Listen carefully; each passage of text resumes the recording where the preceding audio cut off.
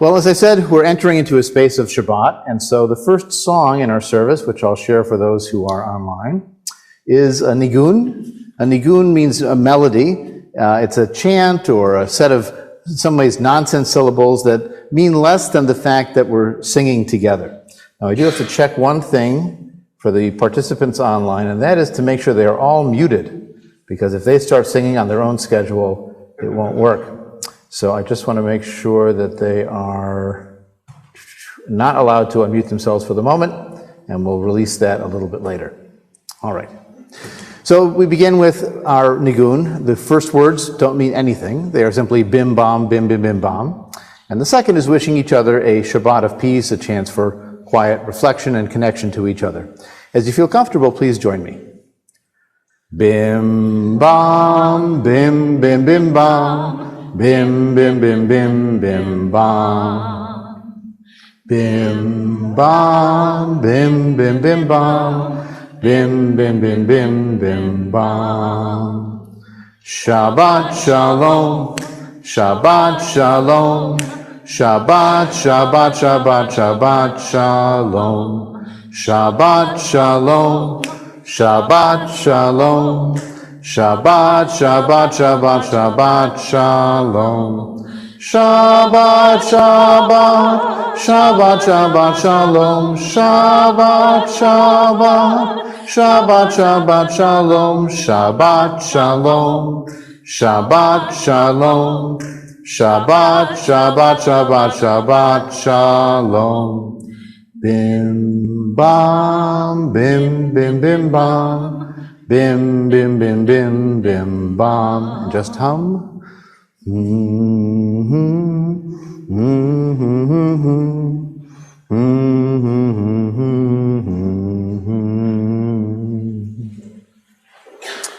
Please read responsively together in the italicized text. 6 days we speak. Tonight we listen. 6 days we build. Tonight we rest. 6 days we take care of others. Tonight we nurture ourselves. 6 days we work to change our world. Tonight we are renewed by what is eternal. 6 days we plan for the future. Tonight we are enveloped in the present. 6 days we eat and drink in haste. Tonight we savor the taste of bread and wine and feel the bond to the world that feeds us. 6 days we teach. Tonight we learn. 6 days we hear the clamor. Tonight we listen for clarity. 6 days we struggle to expand our influence. Tonight we are dissolved in a greater influence. 6 days we focus our vision at the task at hand. Tonight we look beyond what we can see. I invite you to wish the people near you Shabbat Shalom.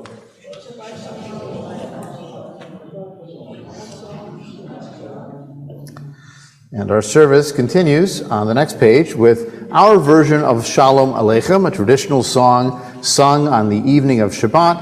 In our case, we've adapted it to focus on the lovers of peace and the pursuers of peace, which hopefully are all of us. So if you feel comfortable, please join. Otherwise, enjoy the singing.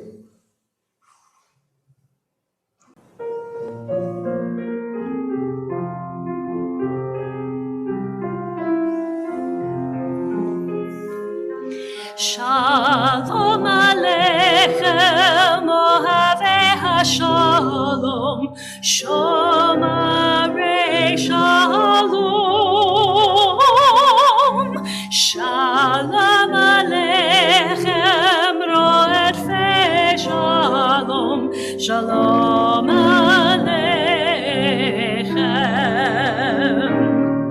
Boachem LaShalom, Shalom, Tzeichem LaShalom,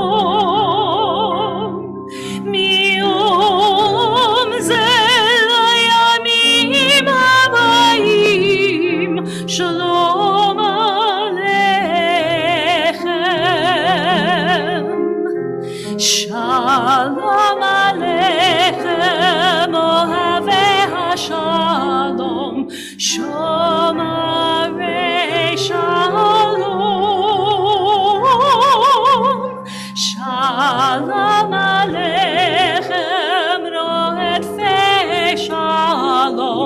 Shalom Aleichem.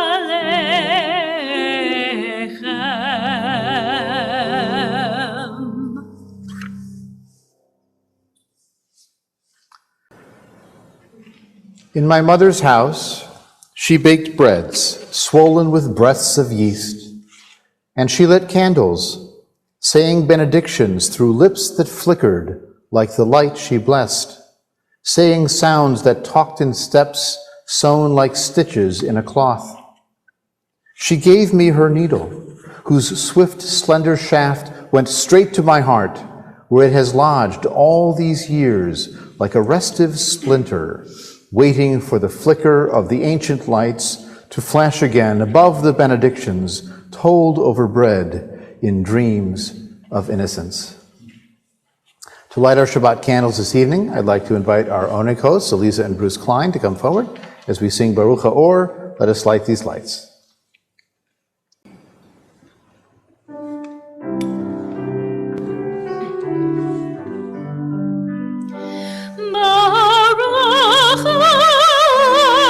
Baruch Hadat Shabbat, Baruch Shalom, Baruch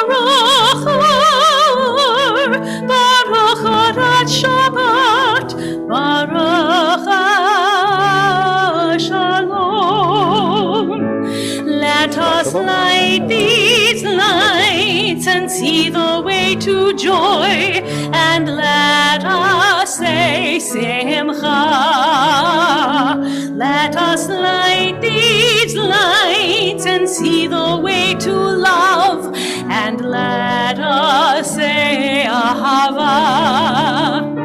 Let us light these lights and see the way to peace, and let us say Shalom. Let us light these lights and see the way to peace, and let us say Shalom. And let us say Shalom.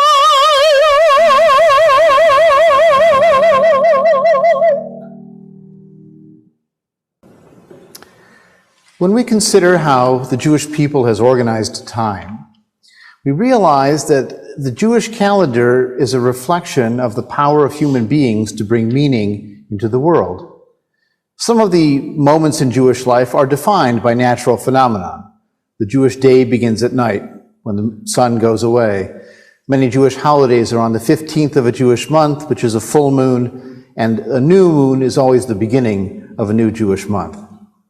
Yet Shabbat, the counting of 7 days, with the seventh as a day of rest, has nothing to do with natural phenomenon at all. There is no cycle of star or sun or moon that cares about the number 7. We do. It may be arbitrary. The French Revolution tried a 10-day week. It failed because who wants to work for 9 days before you get a day off? So the number 7 may have nothing magical about it, but the concept of defining time by what's meaningful to us does have meaning for us. And so similarly with the sharing of sustenance, it can be simply something that we do all the time, we do it without thinking. But if we pause at special moments, at special celebrations, to offer special words of intention and focus, it can turn what can be an ordinary moment into something extra important and meaningful for us. And so on Shabbat, when we share wine, we do so with a special blessing called a kiddush, which means to sanctify or to mark as something special or different. And so this evening I'll sing our kiddush in Hebrew, and then feel free to join me in the English. Savri manan v'rabanan de etmol, kiddashnu et hayayin. Savri manan v'rabanan de hayom, Baruchim borei pri hagafen.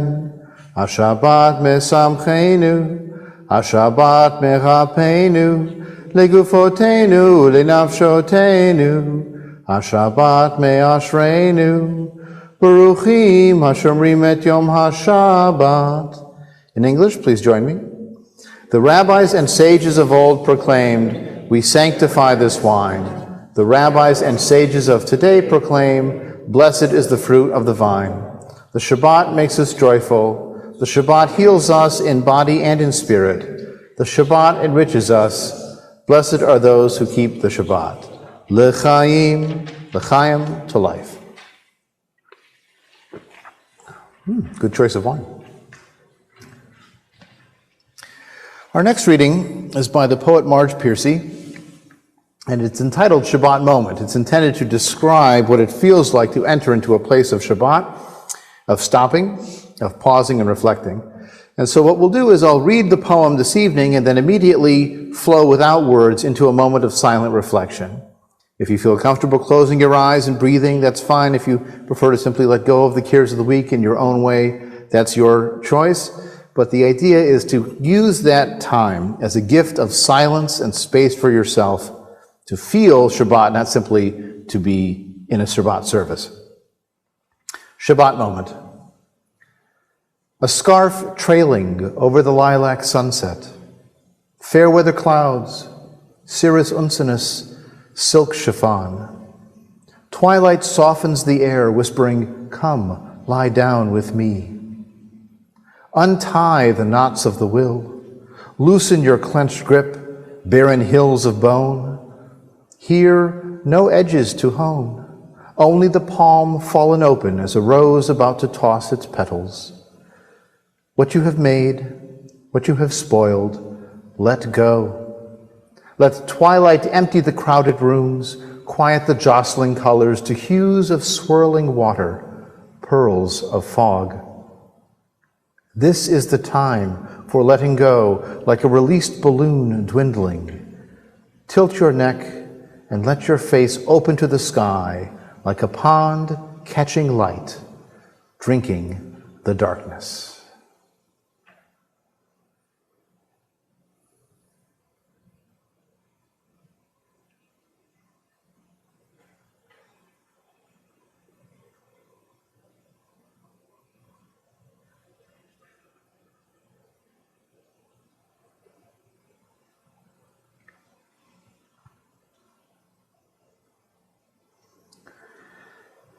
We return to continue our service on page 7.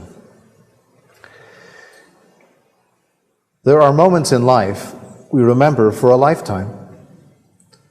Our working days are collections of discrete experiences, minute after minute of activity, bustle, and business.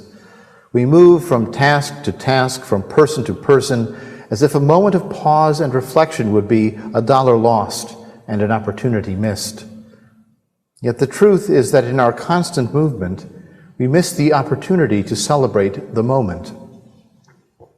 Resting, pausing, breathing, thinking, relaxing, living. These are all worthy activities and necessary for a complete life. One more trinket will not help us relax, and one more thing will not calm our minds. It is our choice to stop and reflect on the big picture, where we have been and where we want to be. There are moments in life we remember for a lifetime. I invite us to sing together a song that celebrates being together, Hine Matov.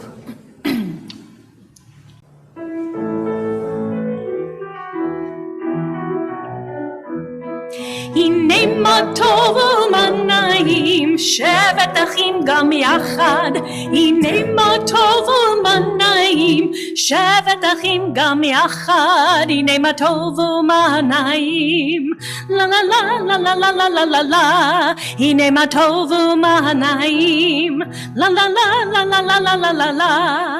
הנה מה טוב ומה נעים, הנה מה טוב ומה נעים, הנה מה טוב ומה נעים, לה לה לה לה לה לה לה לה לה. הנה מה טוב ומה נעים, שבת אחים גם יחד. הנה מה טוב ומה נעים, שבת אחים גם יחד.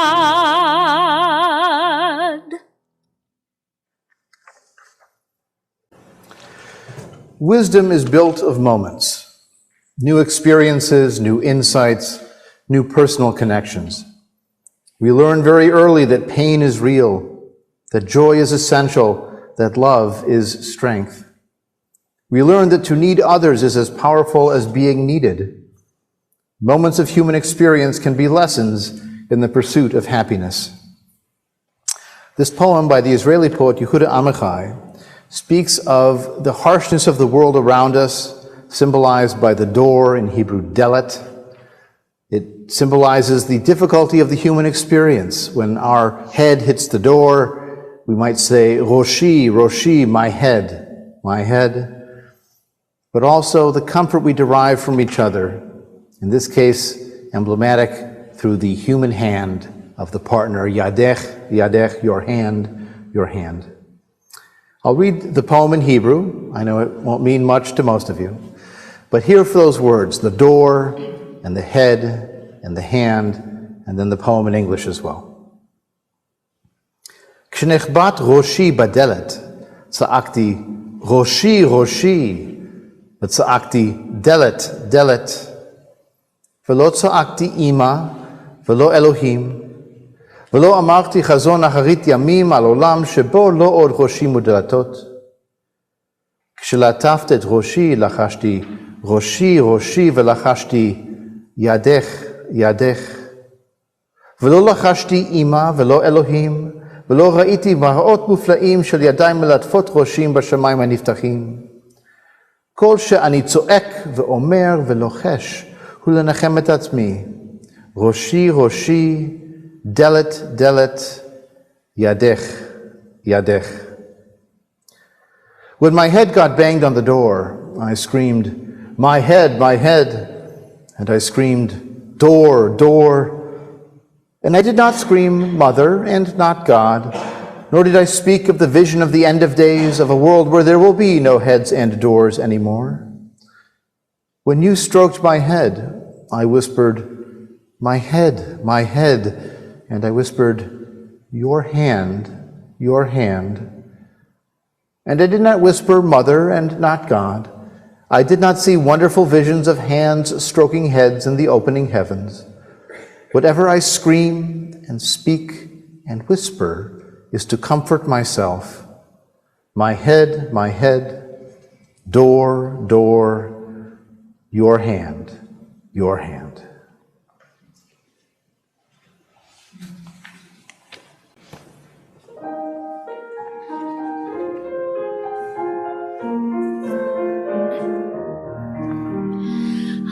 הימים חולפים שנה עוברת, הימים חולפים שנה עוברת, אבל המנגינה, אבל המקהלה, אבל החוויה תמיד נשארת. Days pass and years go by, ever and ever.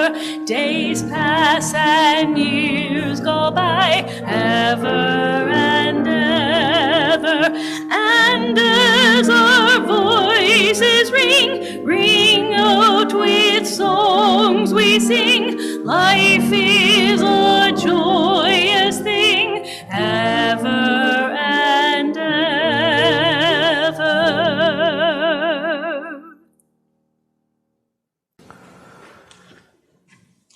Hope. Living from moment to moment in an uncertain world is difficult. The power of hope keeps us alive. We discover the truths of life from human experience, yet experience is a mixed teacher. We find sorrow and suffering, and we find joy and jubilation. Some are good and giving, others are cruel and selfish. As much as we wish for a just world, injustice persists.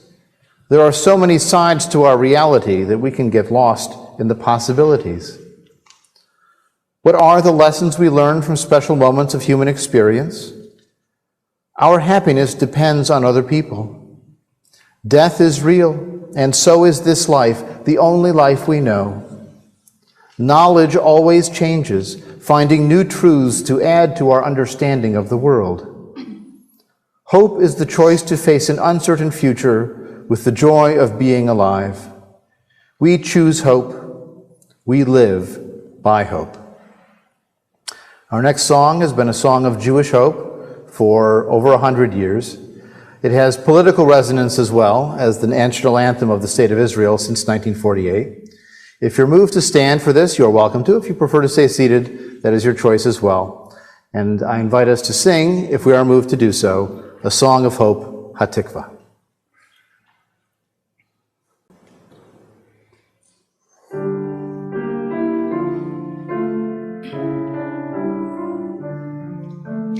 Kol balev apnima,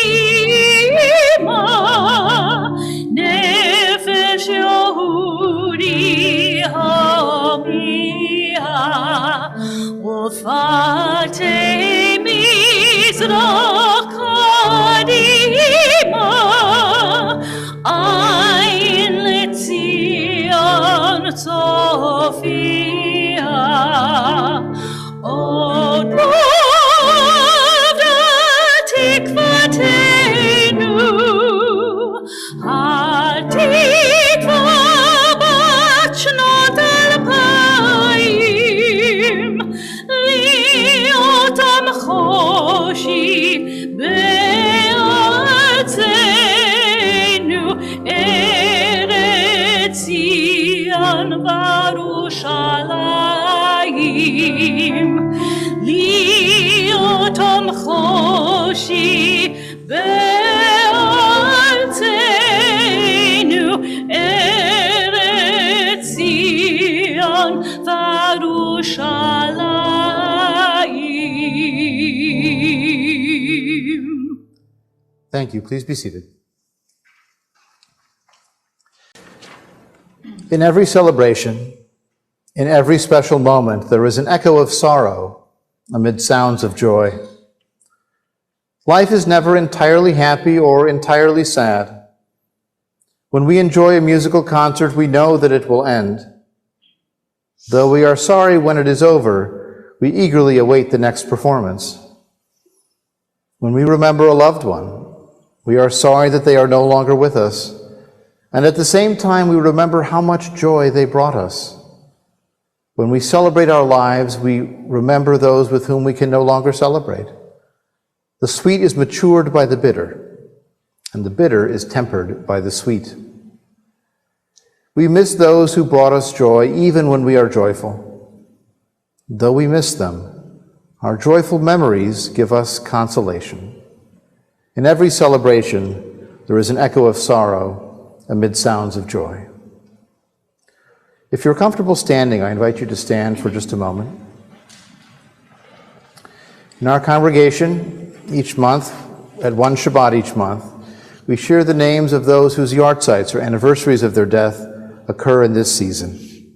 And so tonight we remember with great love Alvin Arbitman, Dorothy Arbitman, Jerome Dribbin, Nanette Fried, Beverly Friedlander, Felice Friedman, Joel Friedman, Lois Galvin, Abert Goldman, Jerome Gurwitz, Lawrence Handelsman, Warren Heron, Yona Holland, Gladys Lyshenko, Charles Lippitz, Sherwin Malice, Elliot Meerman, Monty Moses, Rose Pashko, Robert Reynolds, Norma Rittenberg, Shirley Robin, Willard Runnerstrom, Charlotte Schoenbrod, Siegfried Silberman, Sylvia Simon, Frida Simon, Peggy Small, Simone Sullivan, David Weisberg, and Sherwin Wine.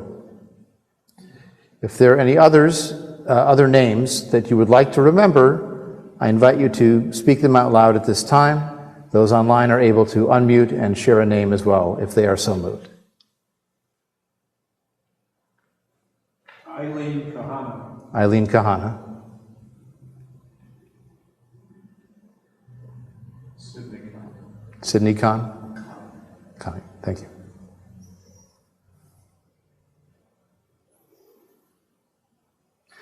Let us pause for a moment of silent tribute in their memories and in memory of all of our loved ones.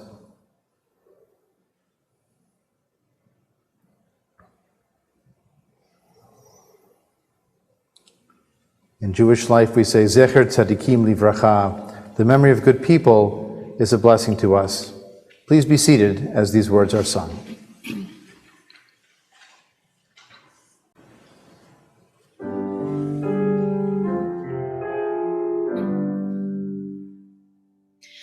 Zecher tzadikim livracha.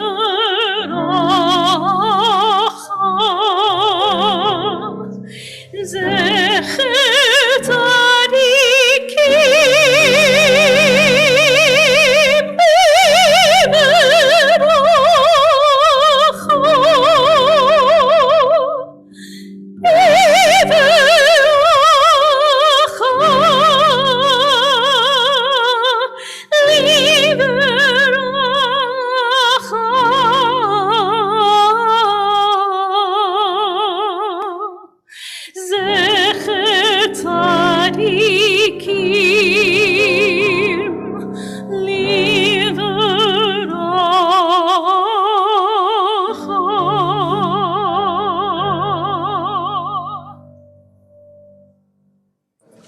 So to my left is our congregational menorah. It's many strands representing the many aspects of our community.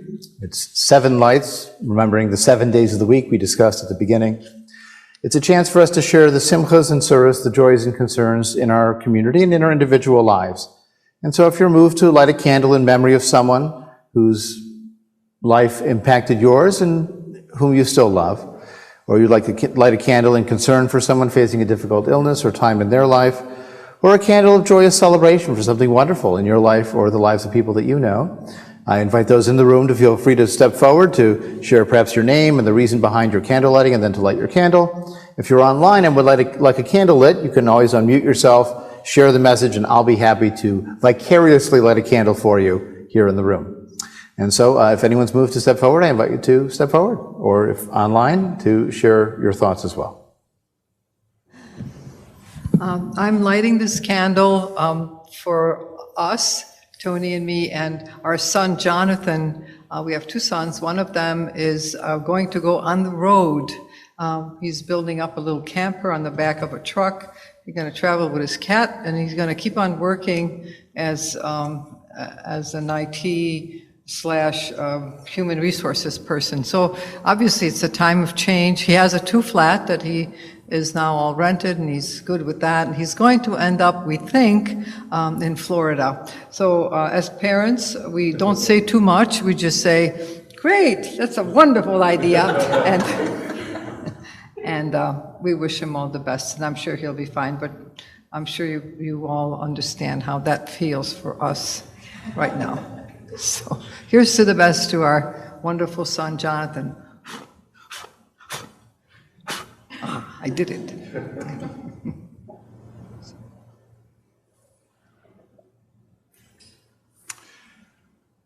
I want to light a candle of gratitude to Miles Sutton, our wonderful accompanist, who does an outstanding job, and we'll miss you. He is off to a fellowship in Ireland for 2 years. We'll see if he comes back. But he's been a real pleasure to have as part of our congregational community.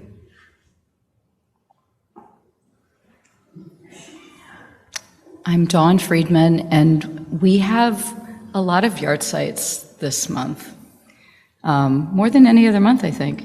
So I am lighting this for Mark's mother, Felice, and his uncle Joel, and Aunt Norma, who lived to be 100, and my grandfather, Warren Heron.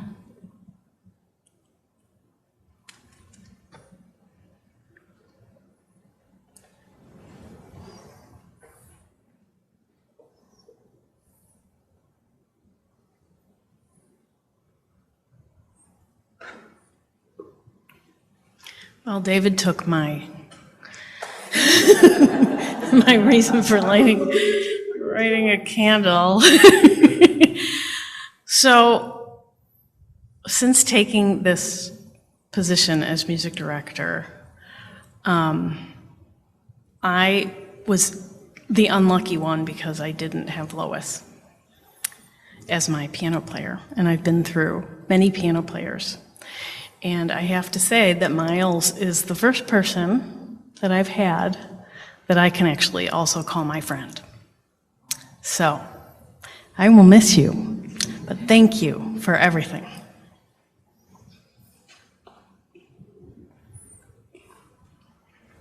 And in the chat, we have a joy from Cindy. Her new nephews arrived a little early. Ricky and Chase are now home with her brother and sister-in-law, along with their first son, and who is now a brother to his two siblings, Caedmon. So lots of happiness, a great simcha for that family.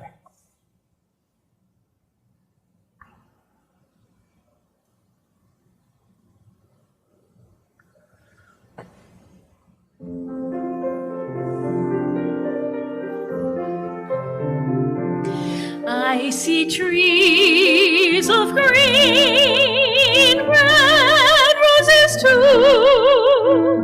I see them bloom for me and you, and I think to myself, what a wonderful world.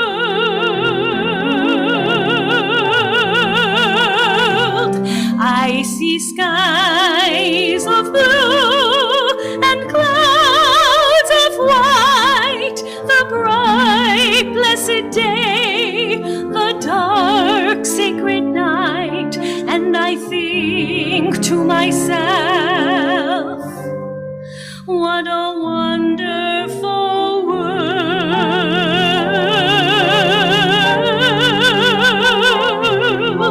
The colors of the rainbow, so pretty in the sky, are also on the faces of people going by. I see friends shaking hands, saying, how do you do? They're really saying, I love you. I hear babies cry, I watch them grow. They'll learn much more than I'll ever know, and I think to myself, what a wonderful world.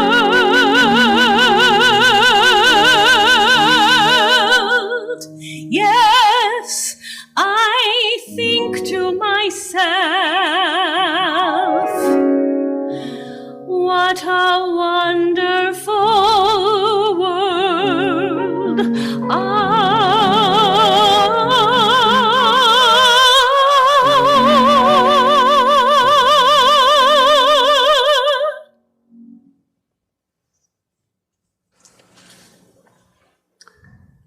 What's the first thing you say in the morning when you get up? Is it always the same thing? Is it some variety of, My wife has a coffee cup that is measured as don't speak, getting close, okay. Now, in traditional Jewish life, there is a prescribed morning blessing. Something you're supposed to say the first thing you say when you wake up every single morning. Here's the blessing. I'll say it first in Hebrew and then in English. Modeh ani lefanecha, melech chai v'kayam, shechazarta bi nishmati v'chemla, rabba emunatecha. I offer thanks before you, living and eternal King, for you have mercifully restored my soul within me. Your faithfulness is great. In other words, I'm alive. I woke up and here I am. I'm still here. Thank you, God, for giving me another day. It's a mantra. It's an affirmation of your faith. It's an expression of feeling lucky to be alive for one more day and thanking the author of that miracle. Now, some years ago, I wrote a similar blessing for one's first morning coffee, if one were so inclined. Mode ani lefanecha, kafe matok v'cham, she'achazarta b'nishpati b'chemla v'haba kafinecha, which is, I offer thanks before you, coffee, sweet and warm, for you have mercifully restored my soul within me. Great is your caffeine. Now, my coffee blessing is mostly tongue-in-cheek and a joke. For one thing, I don't drink coffee. Second, coffee can't hear us. So speaking to coffee, maybe in a poetic frame of mind, but also a little bit jokingly. And of course, coffee doesn't reward or punish me if I do or don't thank it. It will be there the next day no matter what, unless I run out. And yet, for those who need it, when they have that first cup of coffee in the morning, they may feel a deep sense of gratitude. They may feel fortunate to be able to have that essential and joyful and restorative experience every single day. Now, if they feel inclined, they could express gratitude to the machine or the person that made this for them. They could feel grateful and fortunate for the discovery of coffee itself, for the workers who grew it and harvested it. They may even thank the multinational corporations who supply chained it to the grocery store or to Starbucks. Sometimes you might simply feel a warm feeling of gratitude. You might just feel lucky to be alive. If you're at a vacation home on the lake and you wake up early in the morning and you see the sunrise and you have that coffee or that tea or that companionship, you just feel lucky to be alive, to be safe and warm, and to be able to start your day. A more religious person might say that they feel blessed. I might say I feel lucky. Here's an example of something that I might recite in the morning in place of either the joke coffee blessing or the traditional gratitude to God. It's one of our high holiday readings by a poet named Bernard Green called Grateful. Grateful I am as I awake each morning, drawing upward, sleep breaking about my head as I fill my lungs with wakefulness. Grateful I am alive. Why this is so puzzles me, being in sound health and years away from the numbers of my death. Am I morbid of living, some Freud's substitute? Is this the wages of secular sin, obsessed? But I am silent and left only with gratitude, gifted now to each moment and especially each flower. I'm sure you've had examples where you felt fortunate, where you felt lucky. It could be directed at someone or something. It could have been a kind of free-floating pleasantness. But I wonder if you'd be comfortable sharing for a moment when you felt truly lucky in your life. I'll grab our mic if you want to share. And those online, of course, can unmute themselves and share some thoughts that way. David, do you mind passing? Thanks.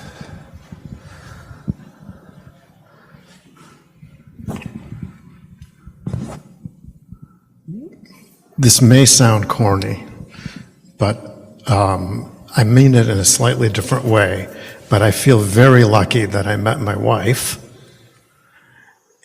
And we may all feel the same way, but really when you break it down, how lucky is it that we happen to cross paths?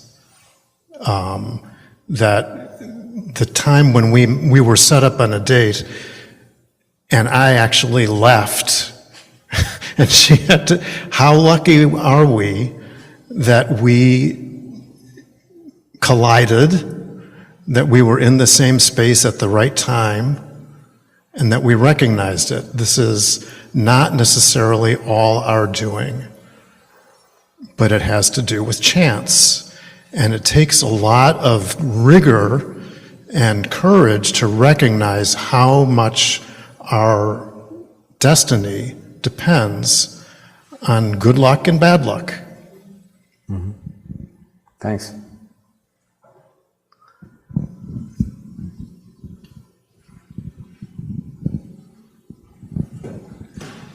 Well, we also had a moment when we met on July 4th, 1976, at the Bicentennial in Philadelphia, where I was living. Emma was here in Chicago, but an old friend of mine was living and working out here. And she came with him and his wife and some old friends of mine from high school. We all met at City Hall at noon, and then we walked all through the thing. And at the end of the day, what happened? The fireworks were being shot up. We're sitting on the art museum steps, and, thousands of people are sitting there. And then the last one goes off. Everybody gets up, and we're waiting for the crowd to thin out a little bit before we go. And then we're sitting, we don't see our friends anywhere. Okay, so we go for a walk back through Philly, and I'm showing her around. Eventually, I drove her back to where she's staying at my friend's parents' home, where some of the other folks were, and when we got there, they said, "What happened to you?" "We never left. We were sitting there looking for you." And we said, "What?" We didn't go anywhere. We looked for you. Anyway, 3 weeks later, she came back and visited. A couple of months later, I came to Chicago, where we've been ever since. Thank you. Thank you.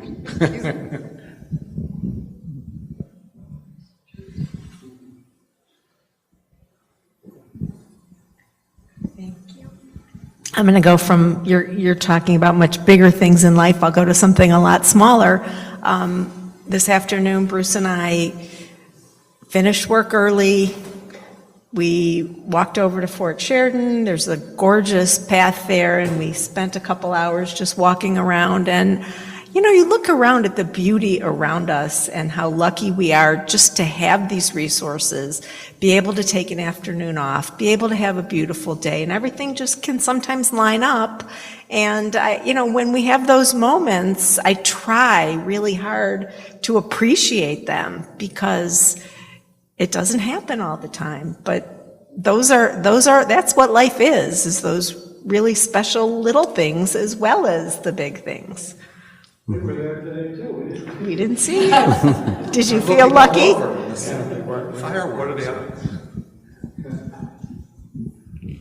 I'm going to piggyback on that. I walk to work every day. I love that.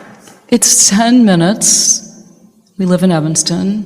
And I appreciate that 10-minute walk, even when the weather is not good. 5 days a week. 10 minutes there, 10 minutes back. It's just really nice to be able to do that. So I'm grateful for that, and I feel lucky.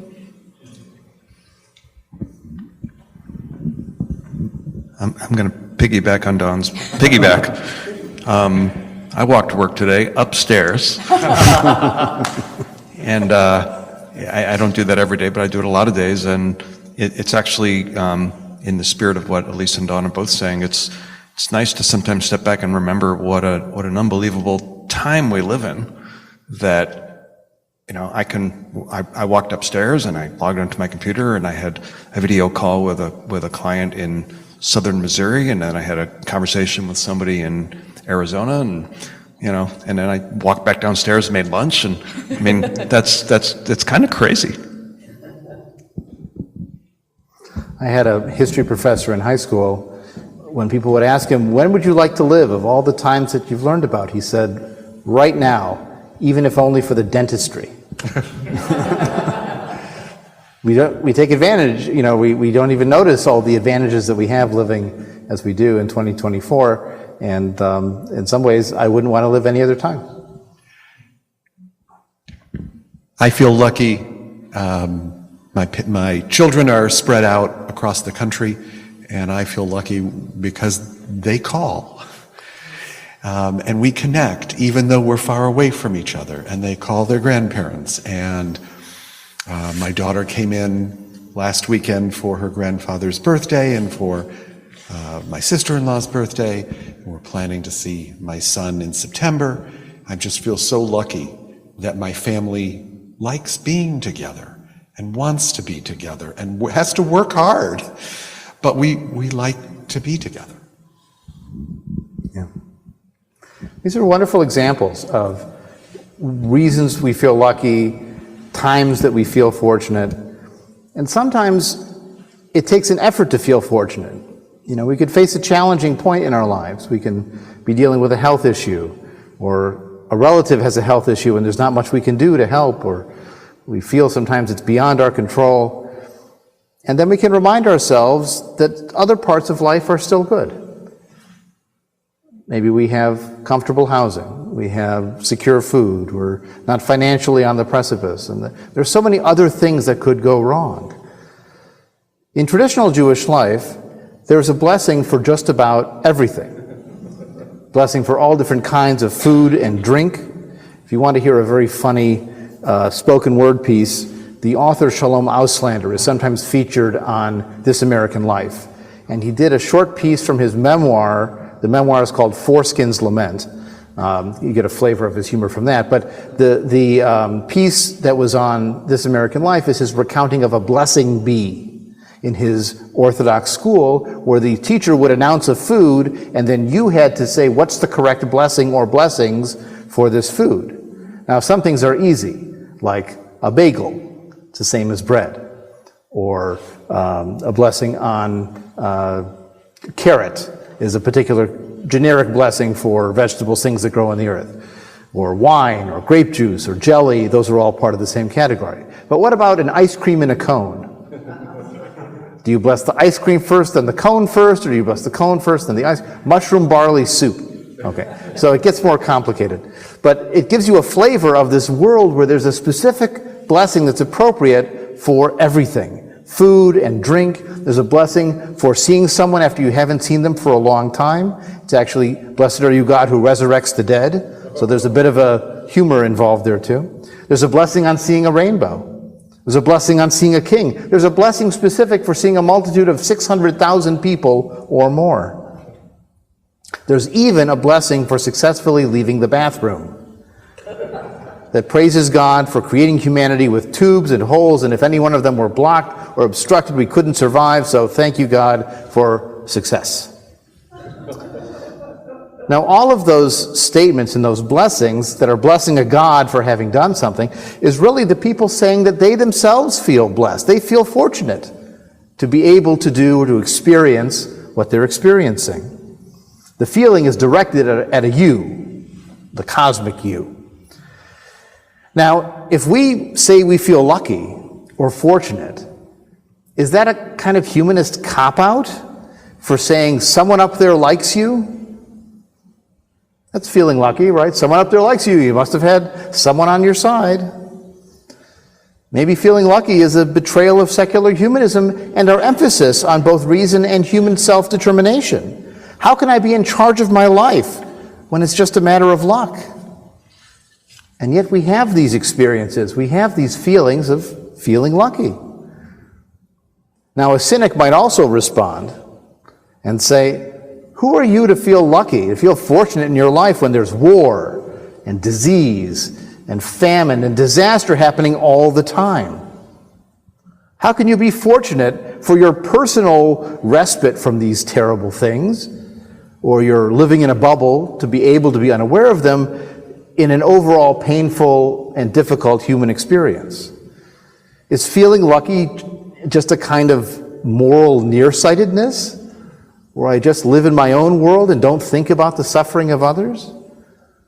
Is it a kind of egotism, thinking, well, I'm so fortunate the world conspired to make this possible for me? Is it a callous indifference to the suffering of others to take joy in our own lives? We face a basic challenge. These feelings are natural. These feelings of feeling lucky, feeling fortunate, feeling blessed, if you like that vocabulary, and feelings are different from theology and philosophy. They're not anti-rational, believing in a cosmic force running the world for your benefit. They're non-rational. They're not analyzing. They're simply experiencing. They come to mind. They're very human. One of the challenges of humanism is that we have to answer the needs that religion answers. Religion provides an explanation. When something wonderful happens to you, here's what you do. So we have to have a way to respond to those feelings, to accept them, and even to cultivate them if we find that they enrich our lives and motivate positive behavior. If feeling fortunate may cultivate humility, it may cultivate compassion for those with worse luck too. You see, if we realize that some of our success was because we were fortunate, then maybe we don't think that everything is pure meritocracy. If we see other people with worse luck, we realize maybe it was circumstances that enabled us to be successful and that they deserve extra compassion because of their circumstances. Maybe feeling lucky inspires us to plan and to prepare, to account for adverse circumstances. We don't rely on our luck always being good, always being fortunate, and we certainly don't rely on a cosmic benevolence to ensure that everything turns out the way we want it to. There's no guarantee of a happy ending. Feeling lucky might even encourage us to be generous, to share our good fortune with others. And it might help us to acknowledge the advantages that we have coming into life where some of us start on second base or further. Sometimes life is a matter of luck. Genetic diseases, accidents, natural disasters, they're all beyond our control. I sometimes describe life like paddling a canoe. You can control your direction and your speed to some extent. But if the wind kicks up, if the current gets stronger, you might capsize, you might get wet, you might not go exactly where you want to go. If you don't paddle, life will push you wherever it will. So it's worth paddling. But we also need to know that sometimes we're not going to control everything. And we have to, in that old phrase, find the way to manage what we can't control, but to control and to address what we can. Sometimes our choice is how we respond to life, and not necessarily what we do. With a diagnosis or with a family dynamic, we may not control it all, but we can try to affect it positively by how we respond to that circumstance. Humanism and humanistic Judaism needs to answer a key question of life. Why do bad things happen to good people? Religion has an answer. It's you sinned, either in this life or in a past life. It's a test of your faith. All those examples of bad luck, they're simply a confirmation of the faith you should already have. That's why in traditional Jewish life, when you hear that someone has died, you say, Baruch Dayan Ha'emet, blessed is the true judge, no matter how they died. In our case, though, we ask different questions.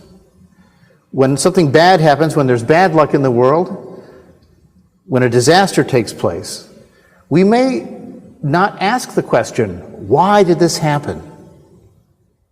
Why did it happen?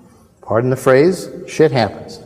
Things happen. There's not part of a cosmic plan or a script that's being enacted. We can ask how it happened. We can try to understand it, to at least understand the mechanism, to learn to do better the next time, to provide new safeguards going forward. But we don't have to ask or answer a why question because there is no cosmic plan that's being enacted that we have to explain. And we also don't add guilt to suffering. Because if you assume it's part of a plan, and you assume there is justice in the universe, then if someone dies a horrible death, they deserved it, because the plan is just. In our case, they didn't deserve it. No one deserves suffering in a cosmic sense. It happens. We try to mitigate it, we try to reduce it, we try to avoid it. But in the end, if it happens, we don't say it's your fault too, because the world must be fair, you must have done something wrong. We don't add guilt to suffering. And we can also acknowledge whatever the humanist translation of "there but for the grace of God go I" might be. We know that it's not only by my own efforts that my life is good. There's a concept that comes out of Buddhism called mindfulness. The idea is that you should be aware of what you're experiencing at any moment or any process. And I remember when I was in a course on psychology and religion, they had us go to a Buddhist temple, experience a meditation practice, and one thing they did was they gave us one raisin.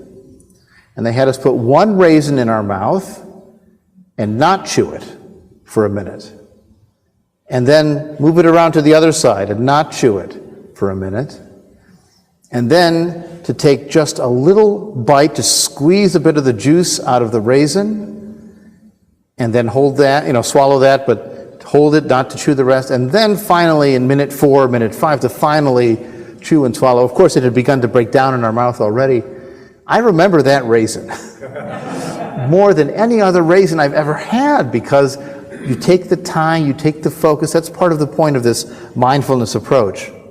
And so feeling fortunate makes us mindful. It makes us aware of what our lives are, what we value, what we find most important. It's a cultivation of a practice that can bring meaning to other parts of what we do and how it affects others.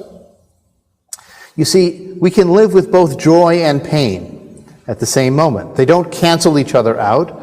They coexist. They each deserve attention. We can feel pain for the suffering of others, and we can also enjoy our own lives and find ways to do both. And even if we are in difficult times, we can feel fortunate, either compared to others, which is not so good, but compared to worse times in our own lives. We don't have to thank a God for a near disaster. I was in a car accident and I only broke both my legs. Thank God. Well, you didn't have to have the accident, if you want to be picky. But we can also say, thank engineers, thank traffic safety, thank emergency medicine, and you were lucky. Others in the same circumstance might have had an even worse result. And so we can find times, even in difficult times, to feel fortunate. If your family has a health issue, perhaps you're safe and secure in your own life, and they may have a positive diagnosis, and then things move forward in a positive way. That's the way life works, and sometimes it goes the other way.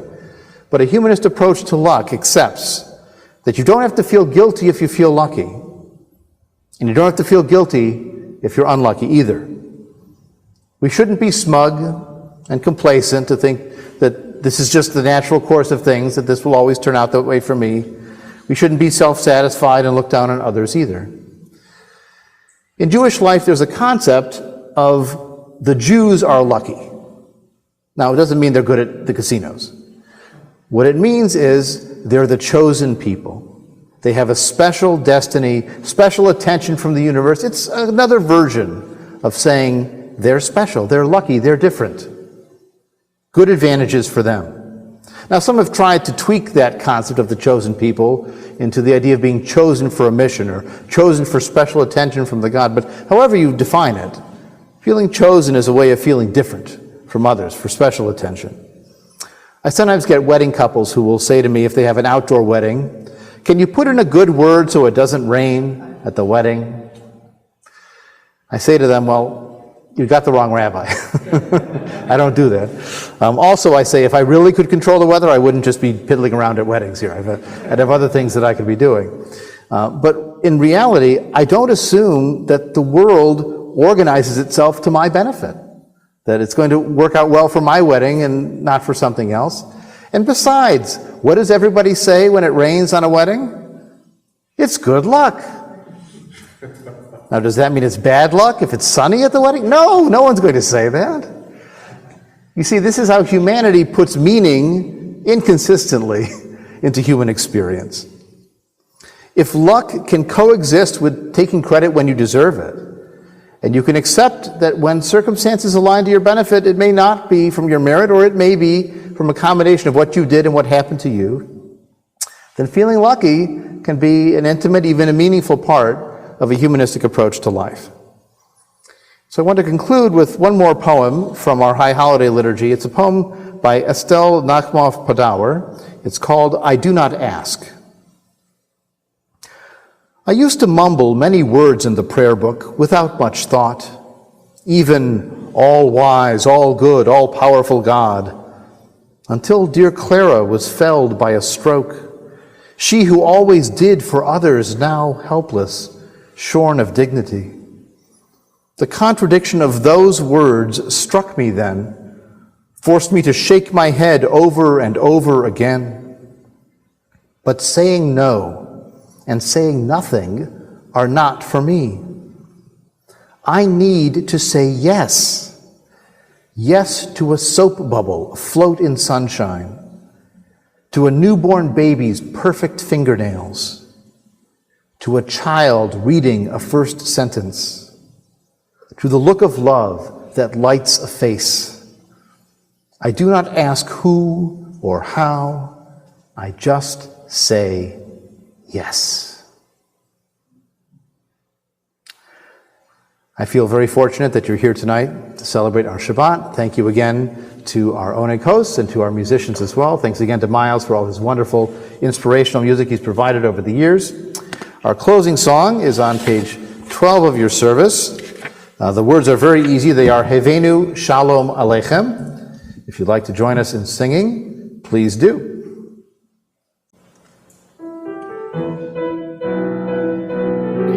Hevenu Shalom Aleichem, Hevenu Shalom Aleichem, Hevenu Shalom Aleichem, Hevenu Shalom, Shalom, Shalom Aleichem, Hevenu Shalom Aleichem, Hevenu Shalom Aleichem, Hevenu Shalom Aleichem, Hevenu Shalom, Shalom, Shalom Aleichem, Shalom, Shalom, Shalom Aleichem. Once again, I wish you a Shabbat Shalom, and please wish Shabbat Shalom to the people near you.